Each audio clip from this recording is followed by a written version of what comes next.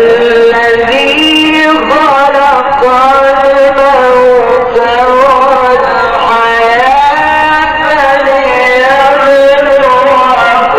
ليبلوكم أيكم أحسن عملا. الذي خلق الموت والحياة ليبلوكم أيكم أحسن عملا وهو العزيز الغفور.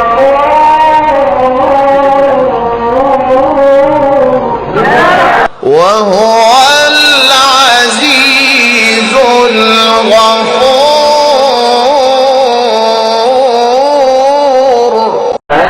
الذي خلق سبع سماوات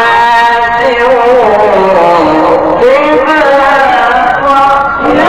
الذي خلق سبع سماوات